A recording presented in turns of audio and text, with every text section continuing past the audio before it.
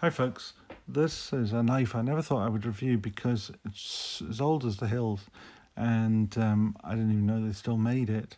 But recently I was on Heine Haynes' website and I was looking at their new items, and this came up as a new item, which I thought was surprising, but nonetheless, here we are.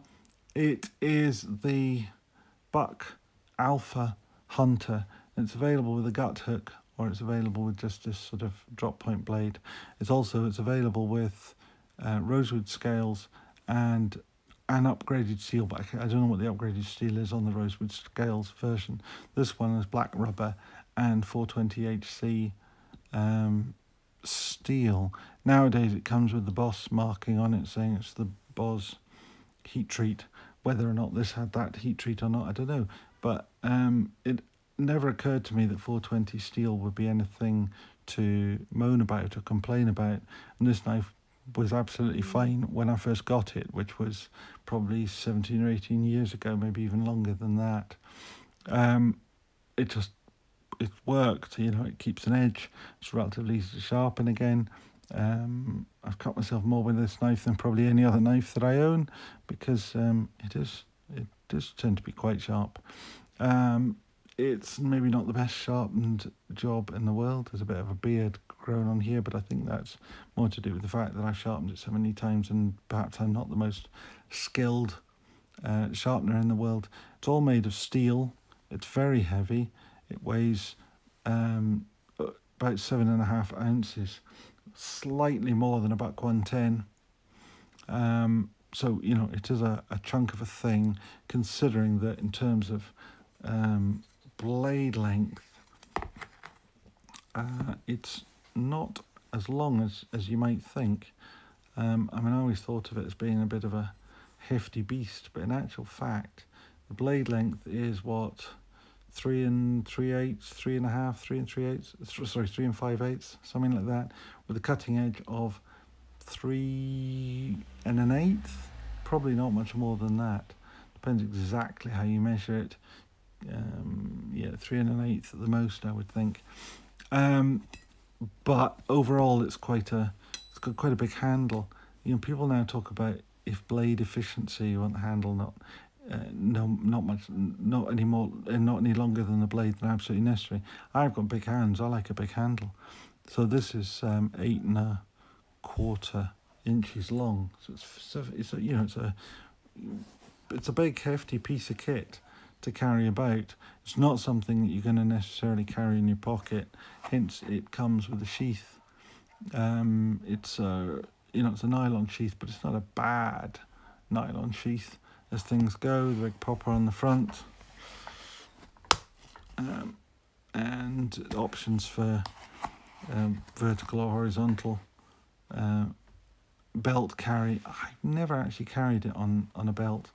I used to keep it in the pocket of my fishing vest, or it used to live in my desk at work, and I used to use this for my lunch. I would buy a baguette and then I would split it open with this and spread my cream cheese with it, and it worked very well for that. Unfortunately, because that was back in the day when you could carry anything you wanted, so long as it was just a question of intent.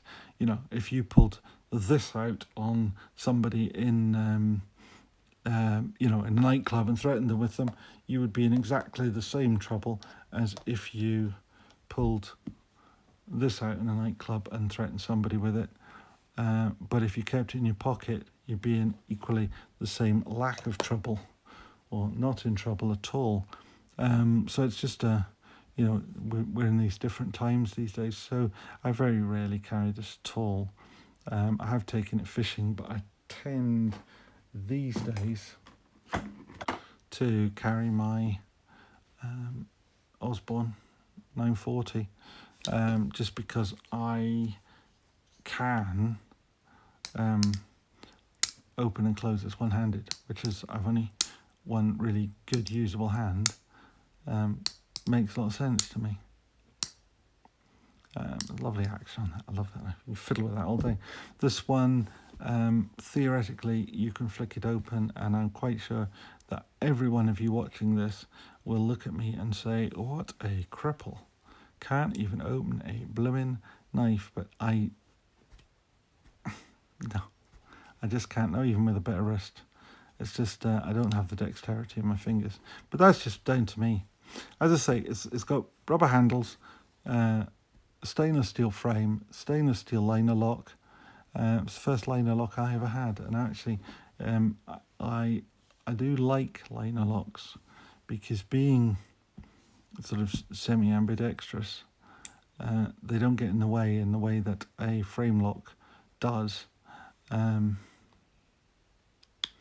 That this knife is as ambidextrous as it could be. Other things about it, obviously it's a knife you can take to bits and clean and whatever. Don't know that I ever have. I can't remember having done it. You got a big lanyard hole in the end. Incidentally, I oil these things with mineral oil because I use them for food, and mineral oil is completely food safe. You can drink the stuff, and if you're bunged up, you can drink the stuff and it loosens you up a bit. Don't drink too much of it though, because it might loosen you up a bit too much. You've got a lanyard ring on there, and I tended to keep it on a lanyard because I always think when you're anywhere near water with a knife, you want it on a lanyard, because otherwise you'll lose it. Modern iterations of this have a 6mm hex spanner built into one side of the lanyard ring, so you can put 6mm bits in it and use it as a screwdriver tool, which seems to me a very sensible thing to do. Obviously not with mine, because mine is old, and I notice it's actually got a bit, while I'm looking at it, there's a wee bit of rust developed inside the handle there, so I may take this to bits at some point in the not too distant future, just to clean it and maybe put a bit of lube between the plates there, because quite a lot of steel in that. So you have 4 fairly thick pieces of steel plus the liner and the rubber. Anyway, I think it's a very good workable knife. In terms of, if you want a hard working knife for camping or fishing or anything like that, this is a good knife. In terms of size comparators, obviously I've already shown you my 940. It works quite well with that. Buck 110, which is obviously probably the most obvious comparator to it at all. The Buck 110 is slightly lighter, has a slightly longer blade, but a thinner blade. This is a very practical, with all that belly, it makes a really good cutting knife. So you can cut on a surface, you can cut things there. It's also got a really good sharpening choil, so if I wasn't so incompetent all those years ago with sharpening, that beard is completely unnecessary. Those thumb studs are pretty much out of the cutting path as well. You kind of, if you take that ruler, sort of, you've only got just a wee fraction of the blade actually in the cutting path. Unlike the 110, where the cutting edge intrudes quite a bit, or the thumb studs intrude quite a bit into the cutting edge. But these are different sorts of knives. I think that this is so light, so easy to carry, so easy to open, so easy to shut. It's a hands down winner. This is just a classic. We'll be doing a video on this shortly, because I didn't have one of these till recently. Always wanted one. This was a sort of pattern of knife when I was a child. That was the lock knife, and everything copied it. Every knife you ever saw that was a lock knife was one of these. And it was only when many years later I saw, this was the first liner lock I'd ever had, and I think the first one I'd ever seen. And I thought, this is so much easier to fold. And in those days I still couldn't flick it open. I've never been able to flick this knife open, but I could at least easily one hand open it, and then at the same time I could easily close it. So you know, that made this, to me, seem so much of a better knife than, say, the 110. In terms of price, I think it's slightly more expensive than a 110, but you know, there's not. If you can afford one, you can probably afford the other without too much of a stretch. 110, of course, comes with a nice leather sheath, like that, rather than this one. But as I say, if you buy the rosewood scale version of this, it comes with a leather sheath, and I say it's an upgraded steel, but I can't remember what the upgraded steel is upgraded to. These are both 420, of course. Anyway, that's probably all I need to say about this. It's a good knife. I like it. I would still carry it probably today if I was allowed. And I also have a fixed blade of a similar